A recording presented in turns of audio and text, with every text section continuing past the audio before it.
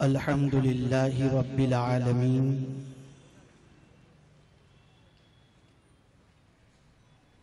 والعاقبة للمتقين والصلاة والسلام على سيد الأنبياء والمرسلين وعلى آله وأصحابه الطيبين الطاهرين أما بعد فأعوذ بالله من الشيطان الرجيم بسم الله الرحمن الرحيم وَلَقَدْ مَكَّنَّاكُمْ فِي الْأَرْضِ وَجَعَلْنَا لَكُمْ فِيهَا مَعَائِشَ قَلِيلًا مَا تَشْكُرُونَ صدق اللہ العظیم۔ مخدوم گرامی وقار شہزادہ شہید راہ مدینہ مخدوم المشائخ حضرت علامہ سید معین اشرف صاحب قبلہ مدظ اللہ العالی و دیگر علماء ذوی الاحترام و حاضرین اصلاح معاشرہ کانفرنس، السلام علیکم ورحمۃ اللہ وبرکاتہ۔ میرے پیارے آقا صلی اللہ تعالی علیہ وسلم کے پیارے دیوانوں، جس آیے کریمہ کی تلاوت کا میں نے شرف حاصل کیا، اس سے متعلق کچھ معروضات پیش کرنے سے پہلے آقائے کریم رؤوف الرحیم علیہ التحیۃ والتسلیم کی بارگاہ میں جس طریقے سے میں پڑھا ہوں، عقیدت و محبت میں ڈوب کر اسی طریقے سے درود و سلام کا نذرانہ پیش کریں۔ الصلاۃ والسلام علیک یا رسول اللہ، الصلاۃ والسلام علیک یا حبیب اللہ، الصلاۃ والسلام علیک یا نبی اللہ، الصلاۃ والسلام علیک یا نور اللہ، وعلی آلک و اصحابک یا حبیب اللہ، صلی اللہ تعالی علیہ وسلم۔ میرے پیارے آقا صلی اللہ تعالی علیہ وسلم کے پیارے دیوانوں، گلوبل کمیٹی کی جانب سے منعقدہ سالانہ اصلاح معاشرہ کانفرنس میں اللہ رب العزت جل جلالہ ہم سب کو اپنی اصلاح کی توفیق نصیب فرمائے اور ہم سب کی حاضری کو اپنی بارگاہ میں قبول فرمائے۔ میں دل کی عطا گہرائیوں سے گلوبل کمیٹی کے اراکین کو ہدیہ تبریک پیش کرتا ہوں کہ حضور معین المشائخ کی صدارت میں ہر سال وہ یہاں پر اصلاح معاشرہ کانفرنس منعقد کرتے ہیں، جس کا انتظار قرب و جوار میں بسنے والے تقریباً حضرات کو ہوتا ہے، اور جو بھی اصلاح معاشرہ کانفرنس میں شریک ہوتا ہے اس کے دل و دماغ کی کسی حد تک اصلاح بھی ہوتی ہے اور اس کی فکر کے اندر انقلاب بھی پیدا ہوتا ہے۔ میرے پیارے آقا صلی اللہ تعالی علیہ وسلم کے پیارے دیوانوں، ایک تصور اس وقت امت مسلمہ کے دل و دماغ میں خاص طور پر ماڈرن ایجوکیشن جن کے پاس ہے ان کے دل و دماغ میں ایک خیال آتا ہے کہ پوری دنیا میں اس وقت جہاں کہیں بھی مسلمان موجود ہیں وہ اضطراب کی وادیوں سے گزر رہے ہیں. حق مذہب کے ماننے والے ہونے کے باوجود، ایک رب پر یقین رکھنے کے باوجود، آقا کریم صلی اللہ علیہ وسلم کو آخری نبی ماننے کے باوجود، قرآن کو اللہ کی آخری کتاب ماننے کے باوجود، آخر امت مسلمہ پوری دنیا میں پریشان کیوں ہے؟ اس کے اسباب کیا ہیں؟ اس کی وجہ کیا ہے؟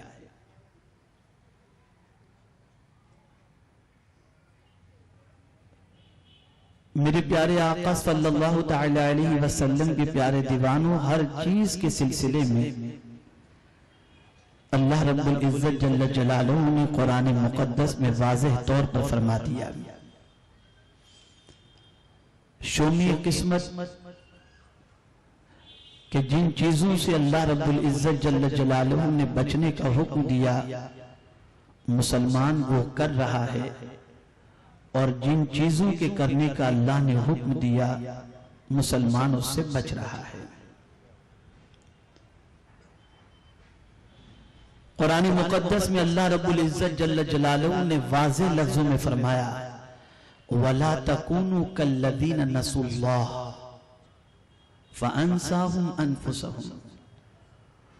ان کی طرح نہ ہو جانا جنہوں نے اللہ کو بھلا دیا، ان کی طرح نہ ہو جانا. اور جو اللہ کو بھلا دیتا ہے وہ خود فراموشی کا شکار ہو جاتا ہے. آج اگر ہم مسلم معاشرے کا جائزہ لیں، مسلمانوں کی زندگی کا جائزہ لیں، تو یہ چیز نمایاں طور پر ملے گی کہ آج ہم کافی حد تک اپنے رب کو فراموش کر کے رب کی بات ماننے کی بجائے نفس کے ایسے غلام بن گئے کہ جو نفس کہتا ہے وہ کرتے ہیں، جو رب کہتا ہے وہ نہیں کرتے. بھول گئے اپنے رب کو.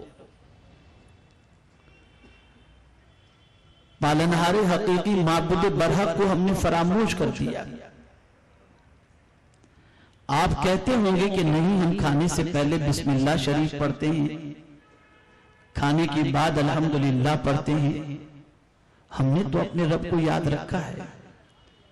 تو اگر کوئی یہ تصور کرتا ہو کہ اسی کا نام یاد رکھنا ہے تو میں یہ سمجھتا ہوں وہ غلط فہمی کا شکار ہے.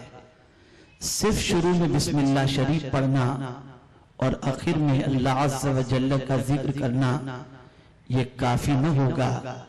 اس کو یاد رکھنے سے مراد یہ ہے کہ تم کچھ بھی کرو یہ تمہارے دل و دماغ میں تصور ہو کہ کیا یہ کام اللہ کے فرمان کے مطابق ہے یا نہیں. غذا کھاؤ تو دیکھو یہ حلال کی ہے یا حرام کی ہے. اس طرح سے اللہ کو تم یاد رکھو کہ تمہارا کوئی بھی اٹھنے والا قدم اور کوئی بھی کیا جانے والا کام رب کے فرمان کے خلاف نہ ہو، رب کے ارشاد کے خلاف نہ ہو.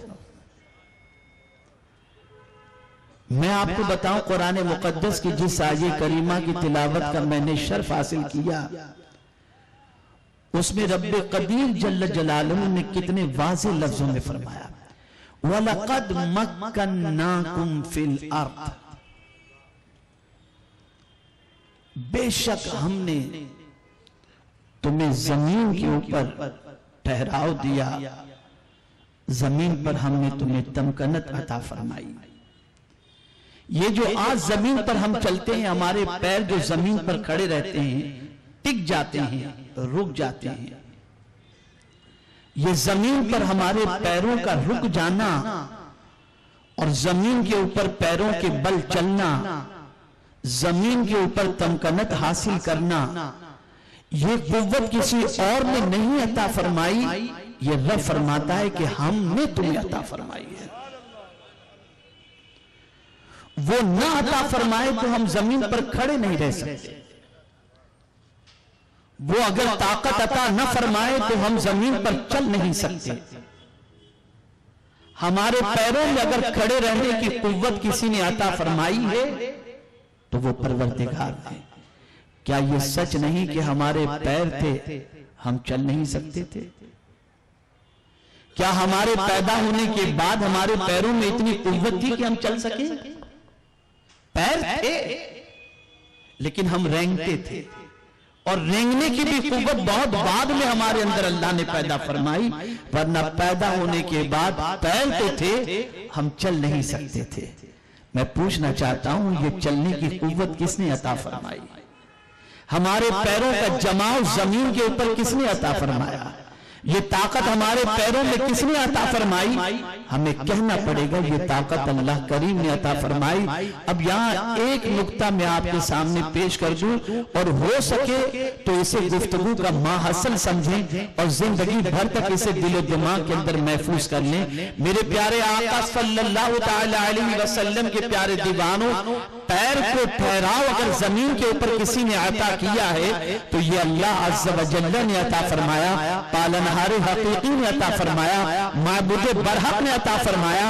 ایک ماں اپنے بچے سے محبت کرتی ہے، ایک باپ اپنے بیٹے سے محبت کرتا ہے۔ جب پہلی مرتبہ بچے کو ماں باپ چلانا چاہتے ہیں تو آپ نے دیکھا ہوگا کہ اس بچے کو پہلے کھڑا کرتے ہیں، اور کھڑا کرنے کے بعد بچے کے سامنے اپنی باہوں کو پھیلا دیتے ہیں اور بچوں کو چلانا سکھاتے ہیں۔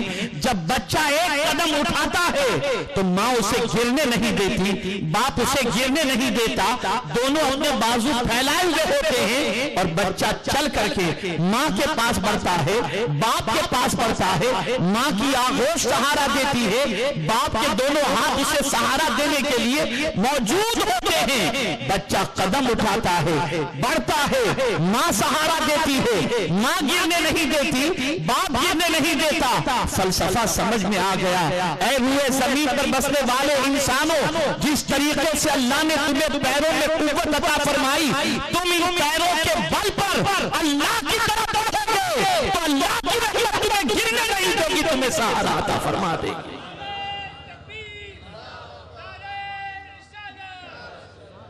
جب ایک ماں اس کی طرف تم بڑھو تو وہ گرنے نہیں دیتی، باپ جس کی طرف تم بڑھو تو وہ گرنے نہیں دیتا، اس لیے کہ تمہارا گرنا وہ نہیں دیکھ سکتا۔ نہ ماں دیکھ سکتی ہے، نہ باپ دیکھ سکتا ہے۔ اے رسول اعظم صلی اللہ تعالی علیہ وسلم کے پیارے دیوانوں، اسی لیے حدیث قدسی میں ہے، رب قدیر جل جلالہ ارشاد فرماتا ہے، جب میرا کوئی بندہ میری طرف ایک بالش کرتا ہے تو میری رحمت ایک ہاتھ اس کے استقبال کے لیے بڑھتی نظر آتی ہے، اور جب کوئی چل کر کے آتا ہے تو میری رحمت دوڑ کر اس کا استقبال کرتی ہے۔ آپ ذرا سوچو اور غور کرو، پیر کتنی قیمتی چیز ہے، یہ پیر کتنی قیمتی چیز ہے، اور آج اگر مسلمان اپنے پیروں کے حوالے سے ہی غور کریں کہ ان پیروں پر چل کر مسلمان کہاں جاتا ہے تو اسے خود محسوس ہوگا کہ گھر سے نکلنے والا قدم کس سمت اٹھتا ہے، کس جانب اٹھتا ہے، کس ارادے سے اٹھتا ہے، کس کام کے لیے اٹھتا ہے۔ آئیے میں یہاں پر بتاؤں، اللہ کے برگزیدہ بندوں کا عالم یہ ہوتا کہ وہ اللہ کی عطا کردہ نعمتوں کا احتساب کرتے، اس کا جائزہ لیتے، اس کے مقصد کو سمجھتے۔ اسی لیے ام المؤمنین حضرت عائشہ صدیقہ رضی اللہ تعالی عنہ ارشاد، حضرت ام المؤمنین عائشہ صدیقہ رضی اللہ تعالی عنہ کے بھتیجے حضرت عروہ رضی اللہ تعالی عنہ، حضرت عروہ ابن زبیر رضی اللہ المولا تبارک و تعالی عنہ، ان کے پیر میں آکلہ پڑ گیا۔ طبیب نے کہا عروہ تمہارے پیر کو کاٹنا پڑے گا۔ حضرت عروہ ابن زبیر رضی اللہ تعالی عنہ نے طبیب سے کہا میں اس کے لیے تیار ہوں۔ تو طبیب نے کہا اے عروہ ابن زبیر، اگر میں نے تمہارے پیر کو یوں ہی کاٹا تو تمہیں تکلیف پہنچے گی. غور سے سنیے.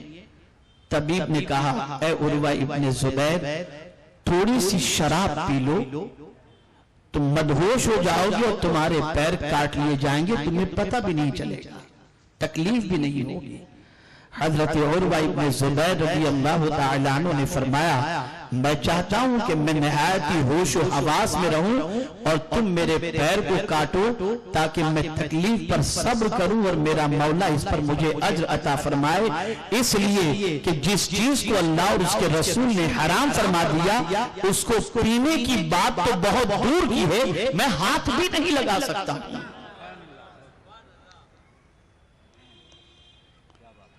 طبیب نے پیر کاٹا, زخم پر تیل لگایا. حضرت عروہ ابن زبیر رضی اللہ تعالیٰ عنہ کی آنکھوں سے آنسو جاری ہو گئے, رونے لگے. طبیب نے برجستہ کہا ہے عروہ ابن زبیر میں نے پہلے ہی کہا تھا تمہیں تکلیف ہوگی لیکن تم نے شراب نہیں پی, اب درد احساس ہو رہا ہے اور درد محسوس ہو رہا ہے تو اے عروہ ابن زبیر اب کچھ نہیں کیا جا سکتا, اب تمہیں صبر ہی کرنا ہے اور برداشت ہی کرنا ہے. اب جواب سنیے.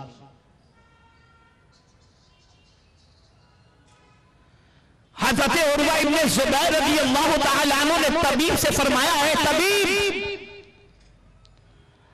اگر تو یہ تصور کرتا ہے کہ میں پیر کے کٹ جانے کے بعد ہونے والے درد سے رو رہا ہوں, نہیں, میرے رونے کی وجہ یہ نہیں ہے بلکہ میرا رونا یہ شکر کی وجہ سے ہے. اور پھر اپنے کٹے ہوئے پیر کو اپنے ہاتھوں میں لیا. نوجوانوں غور سے سنو, کٹے ہوئے پیر کو اپنے ہاتھوں میں لیا اور ایسے اٹھا کر طبیب کے سامنے کہتے ہیں طبیب یہ پیر جس کو تو نے کاٹا ہے نا یہ پیر کل بروز قیامت گواہی دیں گے کہ میں ان پیروں پر چل کر کے کبھی گناہوں کے اڈوں پر نہیں گیا ہوں. میں اس بات پر اللہ کا شکر ادا کرتا ہوں کہ ان پیروں کے ذریعے جہاں جہاں میں گیا ہوں وہاں ہی گیا ہوں جہاں مولا نے جانے کا حکم عطا فرمایا.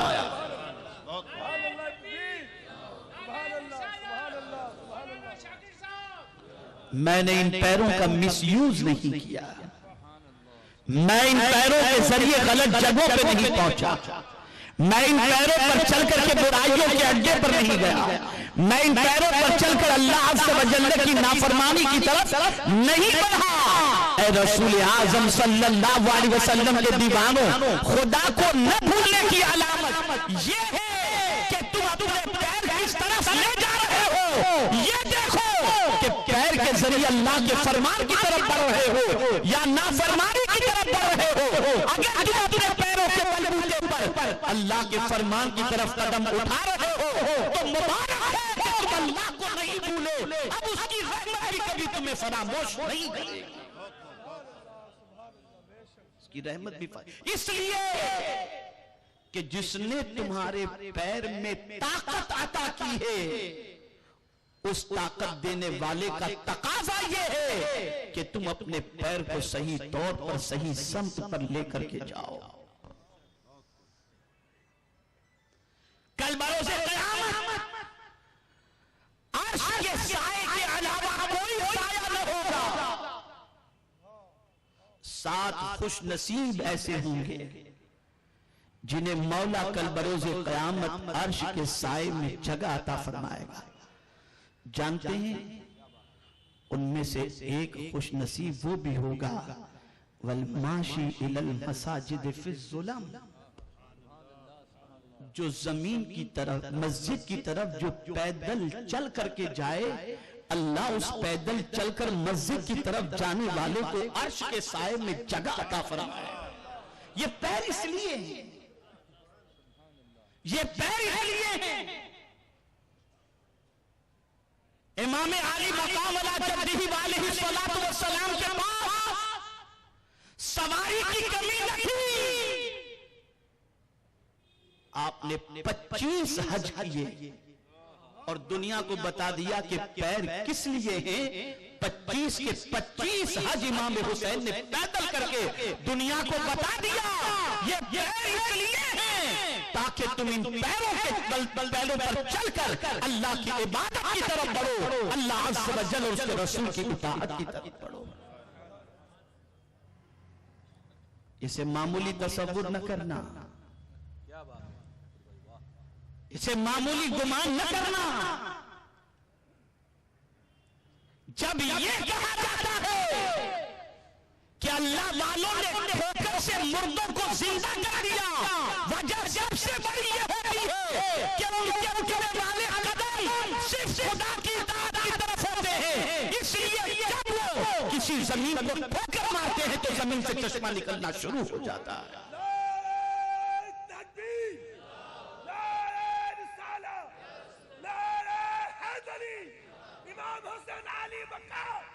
مردوں کو ٹھوکر مارے تو مردہ زندہ ہو جائے.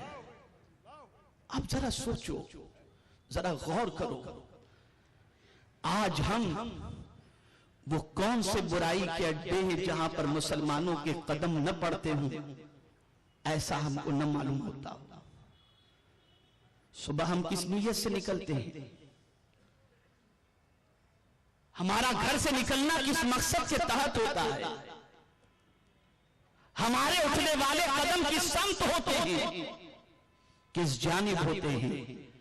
اے رسول گرامی وقار صلی اللہ تعالی علیہ وسلم کے پیارے دیوانوں, ذہن میں رکھو اگر آج پیروں کے نیچے سے زمین کھسک رہی ہے اور آج پیروں کے نیچے سے زمین چھینی جا رہی ہے تو میں یہ سمجھتا ہوں اس میں ہمارا بھی بہت بڑا قصور ہے. ورنہ مجھے بتاؤ یہ سرزمین پر خواجہ تشریف لائے تھے, آخر کیا وجہ ہے کہ جہاں جہاں اللہ کے ولی قدم رکھ دیتے تھے وہ اگر ویرانہ ہوتا تھا تو آبادی میں تبدیل ہو جایا کرتا تھا. میرے خواجہ آئے کوئی رشتہ دار نہ تھا, وجہ یہ کہ قرآن نے جو کہا اس پر وہ عمل کرتے تھے. یہ زمین ہی تو ہے. میرے خواجہ گلیوں سے گزرتے تھے تو اللہ کا ذکر کرتے ہوئے گزرتے تھے. آج کا نوجوان گلیوں سے گزرتا ہے تو گانے سنتے ہوئے گزرتا ہے, غزلیں سنتے ہوئے گزرتا ہے. ایئر فون لگا ہوا ہے, ذرا دیکھ لو کیا سن رہا ہے. پیروں میں قوت اللہ رب العزت جل جلالہ نے عطا فرمائی اور زمین پر ٹھہرنے کی طاقت اسی پالنہار حقیقی نے عطا فرمائی ہے. آپ جانتے ہیں اللہ والوں کے لیے زمین کیوں مسخر کر دی جاتی؟ وہ زمینوں پر قدم رکھتے تھے تو مردہ زمین زندہ کیوں ہو جایا کرتی؟ بلکہ میں تو اکثر کہا کرتا ہوں ہماری بات ہماری اولاد نہیں سنتی, اللہ والوں کی بات تو زمین بھی سن لیا کرتی تھی اور زمین بھی ان کے کہنے پر عمل کرتی تھی. میرے خواجہ نے کہہ دیا کہ اونٹ بیٹھے ہی رہیں گے تو اونٹ بیٹھے ہی رہے. وجہ کیا تھی؟ زمین نے اونٹ کو پکڑ کیوں لیا؟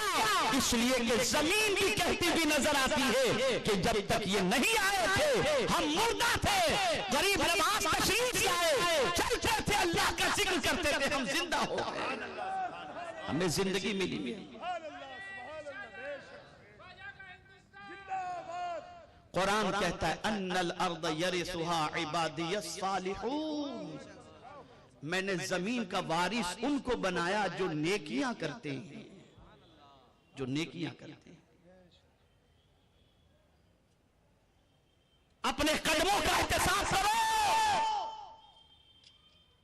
اپنے پیروں کا جائزہ لو. رسول گرامی وقار صلی اللہ علیہ وسلم نے عبادت مختلف انداز میں فرمائی, مختلف طریقے سے فرمائی, لیکن سرکار مدینہ صلی اللہ علیہ وسلم کے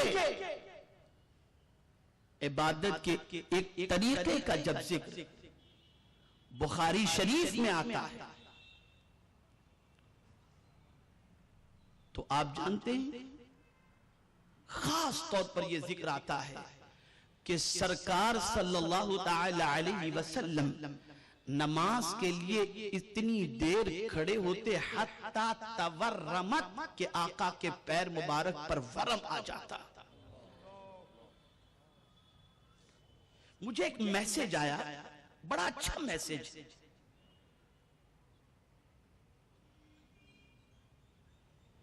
میسج یہ تھا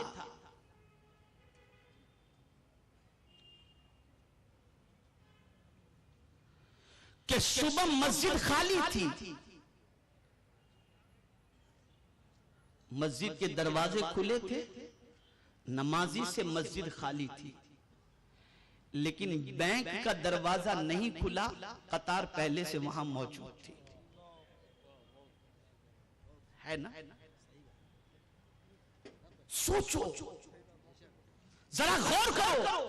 میں یہ نہیں کہتا کہ ضرورت مند قطار نہ لگائے, لیکن میں یہ ضرور کہوں گا کہ جس طریقے سے وہاں تکلیف اٹھا رہے ہو, کبھی تراویح میں بھی اس طریقے سے تکلیف اٹھانے کی کوشش کی آپ نے؟ نہیں. آخر اللہ والے اتنی رات اور اتنی دیر تک, اور میرے غوث پاک رضی اللہ تعالی عنہ پوری رات میں کھڑے رہ کر قرآن مقدس ختم کیوں کر لیتے تھے؟ اس لیے کہ وہ جانتے تھے کہ ہمیں کھڑے رہنے کی قوت اگر کسی نے عطا کی ہے تو اللہ نے عطا کی ہے. ہم یہ بھول گئے, ہم نے تو سوچا یہ دودھ پینے کی وجہ سے طاقت ہے, یہ ٹونک پینے کی وجہ سے طاقت ہے. میں کہتا ہوں کھڑے رہنے کی قوت اللہ کریم نے عطا فرمائی ہے. اسی لیے وہ کہتا ہے وَلَقَدْ مَكَّنَّاكُمْ فِي الْأَرْضِ, ہم نے زمین پر تمہیں کھڑے رہنے کی قوت عطا فرمائی, اسی نے عطا فرمائی. یہ کتنے افسوس کی بات ہوگی کہ جس نے قوت عطا فرمائی ہم اسی کے فرمان کے خلاف ان پیروں کا استعمال کرتے ہوں. یہ کتنی حیرت کی بات ہوگی کہ رسول گرامی وقار صلی اللہ علیہ وسلم کی سیرت طیبہ کا ہم نے مطالعہ بھی نہیں کیا کہ حضور اپنے قدموں کا استعمال کس طریقے سے کیا کرتے تھے. آپ جانتے ہیں یہ ہماری گلوبل کمیٹی ہو یا سوشل ایکٹیویٹیز میں جو لوگ لگے ہوئے ہوتے ہیں, یا حضرت معین المشائخ دوڑ دھوپ کرتے رہتے ہیں, تو یہ جو امت کے مسائل کے سولیوشن کے لیے گھر سے نکلنا, مثال کے طور پر الترغیب والترہیب کے اندر ایک حدیث مبارکہ موجود ہے کہ آقا کریم صلی اللہ علیہ وسلم ارشاد فرماتے ہیں کہ جو شخص میری امت کی پریشانی کو دور کرنے کے لیے گھر سے نکلا, میری امت کی پریشانی کو دور کرنے کے لیے گھر سے نکلا, اور جب اس کی قسمت میں موت لکھی تھی تب اسے موت واقع ہو گئی. اب جب کل بروز قیامت اس کے اعمال نامے کو میزان پر رکھا جائے گا تو میرے آقا صلی اللہ علیہ وسلم فرماتے ہیں کہ میں خود میزان کے پاس کھڑا رہوں گا, اور جب اس کے اعمال تولے جا رہے ہوں گے تو آقا کریم صلی اللہ علیہ وسلم فرماتے ہیں کہ نیکیاں اگر زیادہ رہیں تو اس کی بخشش ہو جائے گی, لیکن سرکار فرماتے ہیں کہ اگر گناہ زیادہ رہے تو میں رب کی بارگاہ میں سفارش کروں گا, اے اللہ میرا یہ امتی میری امت کی پریشانی کے لیے چند قدم چلا تھا, اس کی پریشانی کو دور کرنے کے لیے میرے مولا میری سفارش اس کے حق میں قبول فرما, اور سرکار کی سفارش کی وجہ سے اللہ اس بندے کو جنت کا پروانہ عطا فرمائے.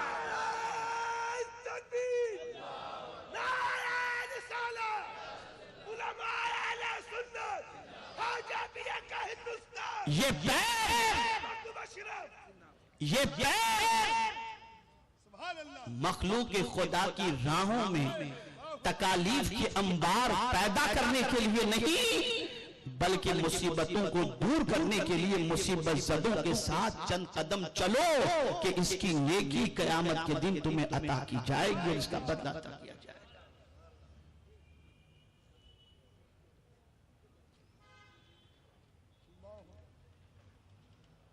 میرے پیارے آقا صلی اللہ علیہ وسلم کے پیارے دیوانوں،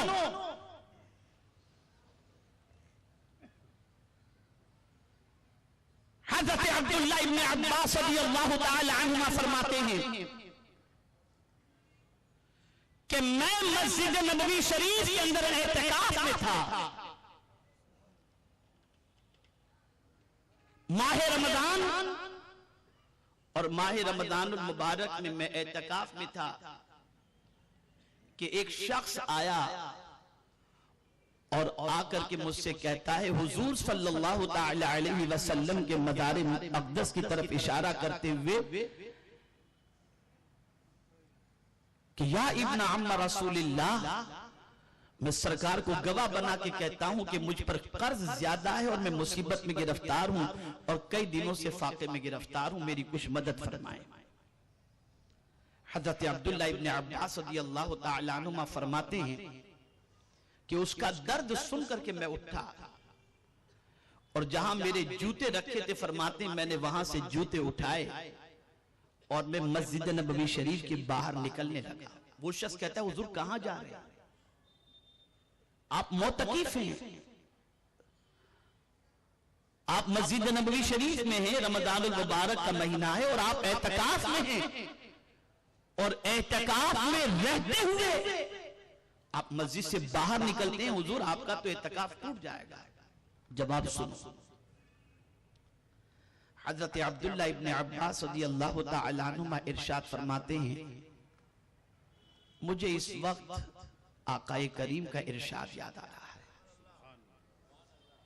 کہ رسول گرامی وقار صلی اللہ تعالی علیہ وسلم نے ارشاد فرمایا، جو شخص میری امت کی مصیبت کو دور کرنے کے لیے چند قدم چلے، اس کا میری مسجد میں 2 مہینہ اعتکاف کرنے سے بہتر ہے۔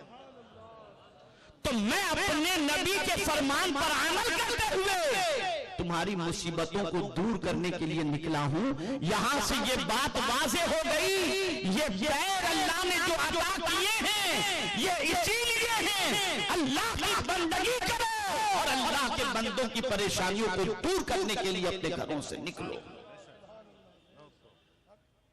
کن کے پیر پل صراط پر ثابت قدم رہیں گے؟ گزرنا ہے نا، پل صراط سے گزریں گے۔ کن کے پیر پل صراط پر ثابت قدم رہیں گے؟ ان کے پیر پل صراط پر ثابت قدم رہیں گے جو پیر اللہ کی نافرمانی کی طرف نہ بڑھے ہوں، جب بھی اٹھتے ہو تو اللہ کے فرمان کے مطابق اور مصطفیٰ کی سنت کے مطابق اٹھے۔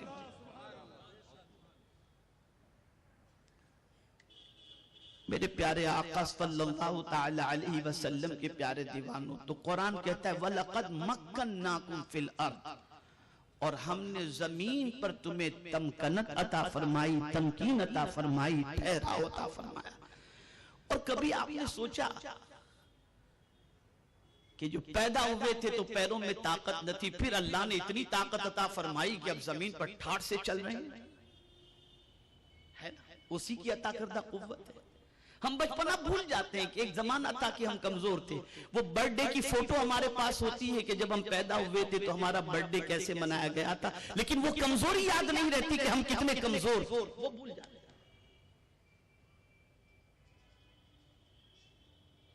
اسے ہم فراموش کر جاتے ہیں۔ میرے پیارے آقا صلی اللہ تعالی علیہ وسلم کے پیارے دیوانوں، کبھی سواری کی دعا جو آپ پڑھتے ہیں اس پر بھی کبھی آپ نے غور کیا؟ سبحان الذی سخر لنا ھذا، کبھی غور کیا آپ نے کہ پاک ہے وہ جس نے اس سواری کو ہمارے لیے مسخر کر دیا۔ یعنی آپ بائک چلاتے اٹھانے کی طاقت رکھتے ہو بائک کی؟ مجھے جواب دیجئے گا، مجھے اطمینان ہوگا کہ آپ میری بات سمجھ رہے ہیں۔ اب بائک اٹھانے کی طاقت رکھتے ہیں، بہت کم ایسے ہوں۔ لیکن اب آپ سوچیں، بائک پہ کنٹرول، اسٹیئرنگ آپ کے ہاتھ میں، کار کو لے لیجئے، وزنی کار اٹھا نہیں سکتے، لیکن آپ بیٹھے اسٹارٹ کیے اور چلے، ہزاروں کلومیٹر لے کے چلے جاتے ہیں۔ ارے فلائٹ کو لے لو، ٹنوں وزن کا فلائٹ، 35,000 فیٹ کی بلندی پر آپ اس کو پائلٹ جو ہے وہ کنٹرول کر رہا ہے اور لے کے اڑ رہا ہے۔ کبھی سفر کی دعا پڑھو تو ذرا اس کی گہرائی میں جاؤ۔ یہ سواری پر کنٹرول کرنے کی طاقت تمہیں کس نے دی؟ قرآن کہتا ہے اللہ نے دی ہے۔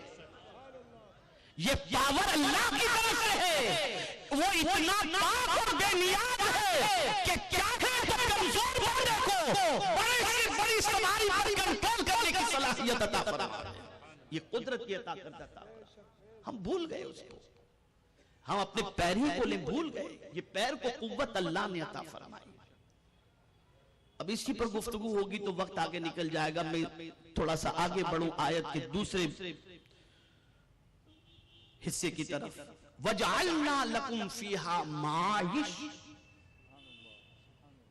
ہم نے زمین پر تم کو ٹھہراؤ عطا کیا اور اسی میں تمہارے لیے اسباب معیشت، روزی، یہ سب کچھ اسی میں تمہارے لیے ہم نے رکھ دیا۔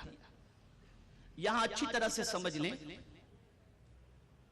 2 دن اللہ نے زمین بنانے میں لیے، 2 دن آسمان،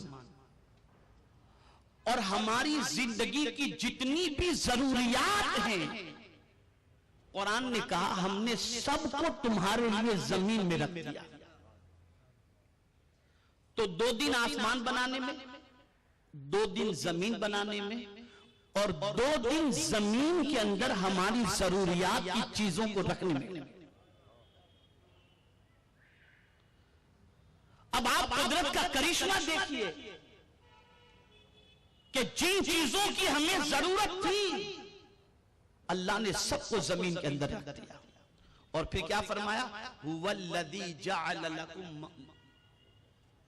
مَا فِي الْأَرْضِ جَمِيعًا هُوَ الَّذِي خَلَقَ لَكُمْ مَا فِي الْأَرْضِ جَمِيعًا كَمَا قَالَ، جو کچھ بھی زمین کے اندر ہے میرے بندو یہ سب کچھ میں نے تمہارے لیے پیدا کیا۔ یعنی ایسا نہیں کہ تم آؤ پھر تمہارا سوچا جائے گا، تمہارے بارے میں انتظام کیا جائے گا، نہیں، بلکہ تمہاری پیدائش سے پہلے تمہاری ضروریات کے سامان کو اللہ نے زمین کے اندر رکھ دیا۔ اب یہ رکھنے کے بعد میں جب اس ٹکڑے پر پہنچا تو میری عقل دنگ رہ گئی کہ یا اللہ تو اپنے بندوں کی فطرت سے یقیناً واقف ہے اور جانتا ہے، سب کچھ زمین کے اندر رکھ دیا، کتنا رکھا؟ تو میں یہ سمجھتا ہوں کوئی خزانہ ایسا نہیں جو زمین کے اندر نہ ہو، سب کچھ رکھ دیا۔ لیکن پھر کریم نے فرمایا قلیلا ما تشکرون، بہت کم ہی تم میں لوگ ایسے ہیں جو شکر ادا کرتے ہیں، بہت کم شکر ادا کرنے والے۔ تم زمین کے اندر سے ملنے والی ضرورت کی چیزوں کو دیکھ رہے ہو، لیکن جب ان چیزوں کو دیکھو تو تم کو یہ چیز کس نے عطا کی ذرا اس کو بھی تو یاد کر لیا کرو۔ یہ تمہاری محنت کا نہیں ہے، بن مانگے اللہ نے تمہیں زمین عطا فرما دی، اور بن مانگے تمہارے لیے زمین کے خزانے اللہ نے رکھ دیے، لیکن تم ہو کہ اس کا شکر ادا نہیں کرتے، بہت کم ہے۔ اور جو شکر ادا کرتے ہیں ان کی شان کیا ہوتی ہے؟ تو میرے کریم نے واضح لفظوں میں فرما دیا لَإِن شَكَرْتُمْ لَأَزِيدَنَّكُمْ، تم شکر کرو گے ہم تمہیں زیادہ عطا کریں گے، زیادہ عطا کریں گے۔ یہاں میں آپ کو خاص طور پر بات بتاؤں، نعمتیں چھینی کب جاتی ہیں؟ اللہ جو نعمت دیتا ہے وہ نعمت اپنی چھینتا کب ہے؟ اور اگر کوئی یہ چاہتا ہو کہ اللہ اس سے نعمت کو نہ چھینے تو اس کے لیے حضور صلی اللہ علیہ وسلم کا کیا فرمان ہے؟ تو آقا کریم صلی اللہ علیہ وسلم کی بارگاہ میں ایک صحابی نے عرض کیا، یا رسول اللہ صلی اللہ تعالی علیہ وسلم، اللہ بہت ساری نعمتیں دیتا ہے پھر وہ چھین لیتا ہے، تو ہم چاہتے ہیں کہ نعمت کا زوال نہ ہو اور نعمت چھینی نہ جائے، تو اس کے لیے کیا ہونا چاہیے؟ تو میرے آقا صلی اللہ تعالی علیہ وسلم نے ارشاد فرمایا، ہر نعمت وحشی جانور کی طرح ہے، ہر نعمت وحشی جانور کی طرح ہے، وحشی جانور کو اگر کھوٹے سے باندھ کے نہ رکھو تو بھاگ جائے گا،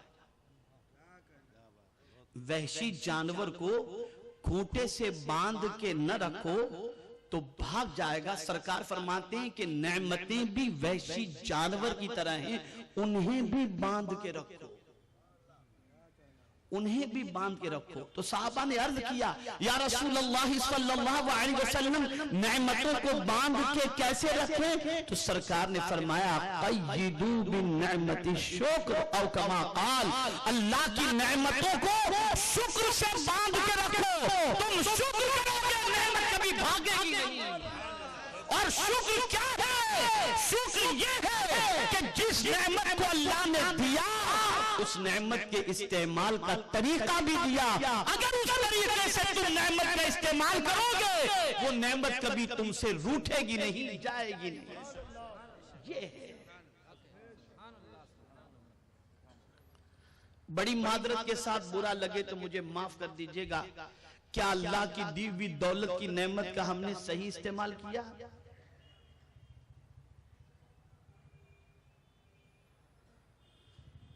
ہم نے یہ سمجھا یہ ہمارا ہے، جو چاہیں ہم کریں؟ نہ، خاص طور پر قرآن نے دو چیزوں کا تذکرہ فرمایا کہ یہ تمہارا ہے ہی نہیں، یہ دیا اللہ نے ضرور ہے لیکن تمہارا نہیں ہے، اسے اللہ نے خود خرید لیا ہے۔ ایک ہے تمہاری جان اور دوسرا ہے تمہارا مال۔ ان اللہ اشترى من المؤمنین انفسهم واموالهم بان لهم الجنہ، کہ بے شک اللہ نے تمہارے جان اور مال کو خرید لیا جنت کے بدلے میں۔ اب جان بھی استعمال کرو تو اللہ کے فرمان کے مطابق، اور مال بھی استعمال کرو تو اللہ کے فرمان کے مطابق۔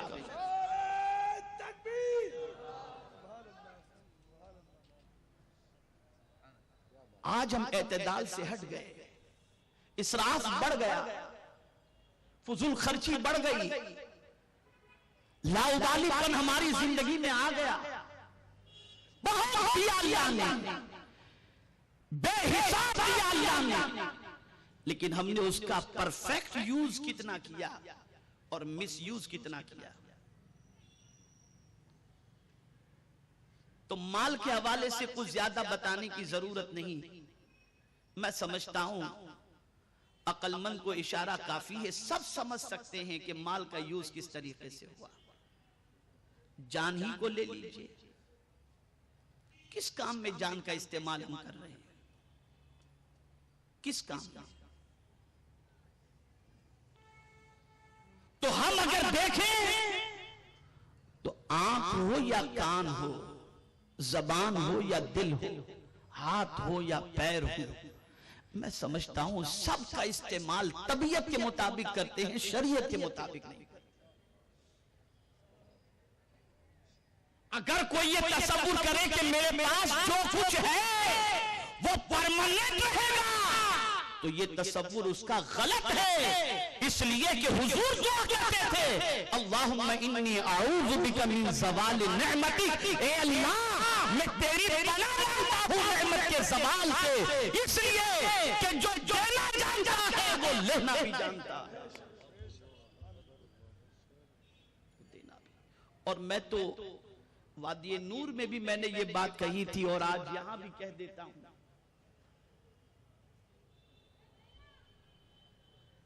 کہ جو ہاتھوں میں ہوتا ہے اس کے چھیننے کا بھی ٹینشن ہوتا ہے، گرنے کا بھی ٹینشن ہوتا ہے، اور ختم ہونے کا بھی ٹینشن ہوتا ہے. لیکن قربان جائیے سیدنا علی کرم اللہ تعالی وجہہ الکریم کے ارشاد کہ مولا علی کرم اللہ تعالی وجہہ الکریم ارشاد فرماتے ہیں جو تمہارے ہاتھ میں ہے اس پر بھروسہ کرنے کی بجائے جو رب کے پاس ہے اس پر بھروسہ کرو. اس لیے کہ تمہارے ہاتھ سے کوئی چھین سکتا ہے اور تمہارے ہاتھ کا خزانہ ختم ہو سکتا ہے. قدرت کے خزانے میں کوئی کمی نہیں، اس لیے اپنے ہاتھ والی چیز پر بھروسہ کرنے کی بجائے جو قدرت کے پاس ہے اس پر بھروسہ کرو.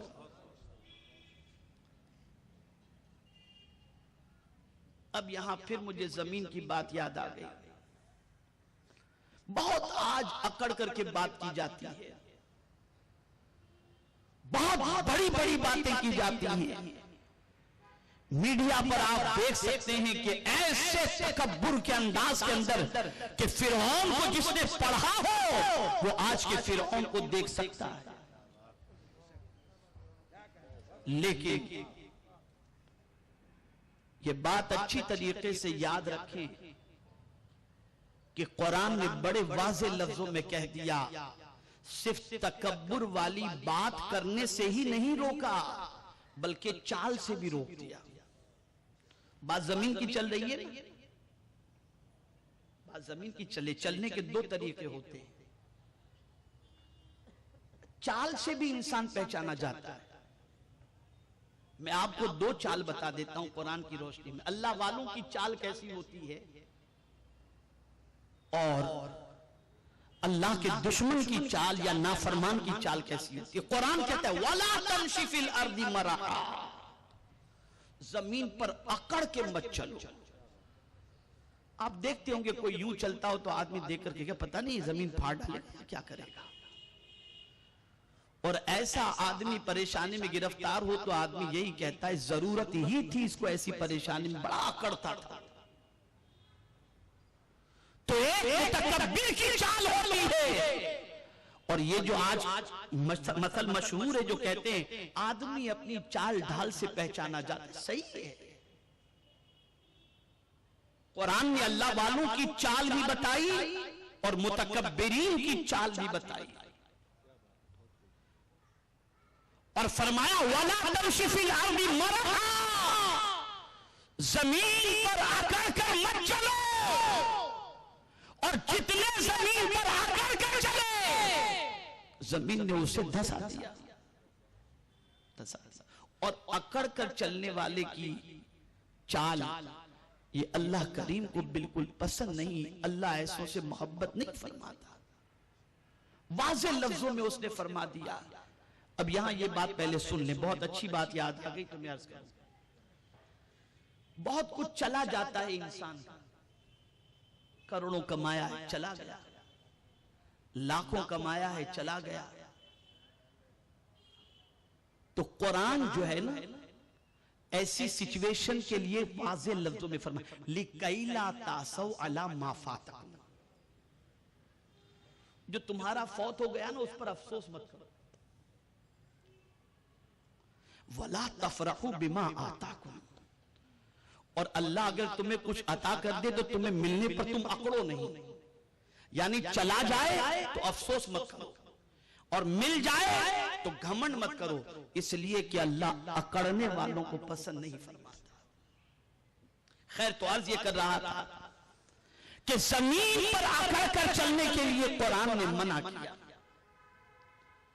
تو اکڑ کر چلنے والے اللہ کو بھی پسند نہیں، اللہ کے رسول کو بھی پسند نہیں.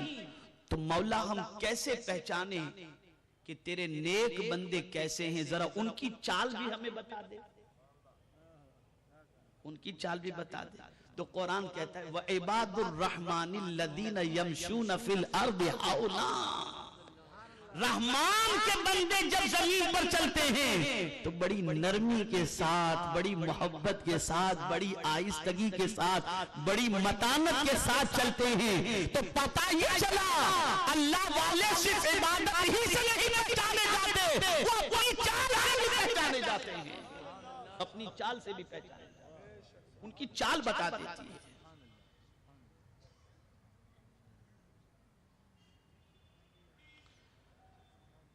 بس اب آخری بات عرض کر دوں، وقت بھی زیادہ ہو گیا اور حضور مفکر اسلام سے انشاءاللہ ایک پرمغز خطاب بھی سننا ہے۔ اب یہ آخری بات ہمیشہ کے لیے ذہن میں محفوظ کر دوں، اللہ اپنے بندوں کو تکلیف نہیں دیتا اور نہ وہ اپنے بندوں پر ظلم کرتا ہے۔ قرآن کہتا ہے وَأَنَّ اللَّهَ لَيْسَ بِظَلَّامٍ لِلْعَبِيدِ، بے شک اللہ اپنے بندوں پر ظلم نہیں کرتا۔ اب سوال یہ پیدا ہوتا ہے یہ تکلیف کیوں آتی ہے، یہ پریشانیاں کیوں آتی ہیں، یہ نعمتیں کیوں چھینی جاتی ہیں؟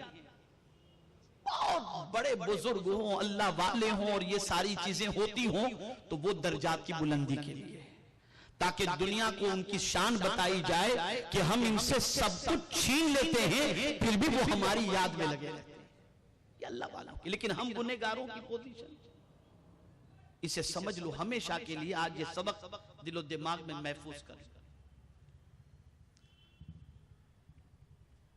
تو قرآن کہتا ہے ما یفعل اللہ بعذابکم ان شکرتم وآمنتم وکان اللہ شاکرا علیما، اللہ تم کو تکلیف دے کر کیا کرے گا؟ ایسا تو ہے نہیں تمہیں تکلیف میں گرفتار کر کے وہ اپنی طاقت دکھانا چاہتا ہو کہ میں اتنا بڑا ہوں۔ اس کی طاقت کے لیے یہی کافی ہے کہ سونامی آ جاتا ہے، زلزلہ آ جاتا ہے، پہاڑ ہلنے لگ جاتے ہیں، آدمی دیکھ کر ہی سمجھ جاتا ہے کہ وہ اتنی طاقت، میرا پروردگار اتنی قوت والا ہے کہ اس کے ایک اشارے پر زمین پھٹ جاتی ہے، چند سیکنڈ کے اندر بستیوں کی بستیاں تباہ ہو جاتی ہیں، اسے اپنی طاقت دکھانے کا معاملہ تو نہیں، پھر یہ تکلیف کیوں؟ تو قرآن کہتا ہے ما یفعل اللہ بعذابکم، اللہ تم کو تکلیف دے کر کیا کرے گا؟ ان شکرتم، اگر تم شکر ادا کرو تو پریشانی آتی ہے اس وقت آتی ہے جب اس کی ناشکری ہوتی ہے، جب اس کی نعمت کا مس یوز ہوتا ہے، جب اس کی نعمت کی ناقدری ہوتی ہے، تب جا کر انسان اللہ عز و جل کے عذاب میں اس کی بارگاہ سے ملنے والی تکلیف میں گرفتار ہوتا ہے۔ وَآمَنْتُمْ، اللہ تم کو تکلیف میں گرفتار کر کے کیا کرے گا؟ اگر تم شکر کرو یا ایمان لے کر کے آؤ، اللہ عز و جل جانتا بھی ہے اور قدر کرنے والا بھی ہے۔ تو اے رسول اعظم کے دیوانوں، یہ بات یاد رکھو کہ اللہ کی ہر نعمت پر اس کا شکر بھی بجا لاؤ اور اس کی نعمت کا استعمال اس کے فرمان کے مطابق کرو، اس کے فرمان کے خلاف۔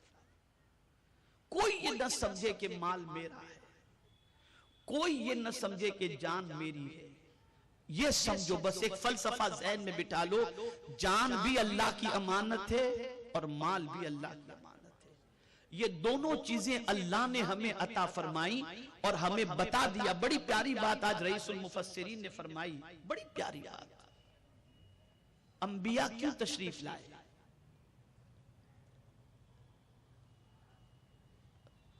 اللہ کو تو سب مانتے ہیں نا، الگ الگ طریقے سے مانگتے، سب کہتے ہیں کہ بھئی اللہ ایک ہے، کوئی دوسرے نام سے کہتا ہے، کوئی دوسرے نام سے کہتا ہے، ہم کہتے ہیں اللہ ایک ہے۔ انبیاء آئے کیوں؟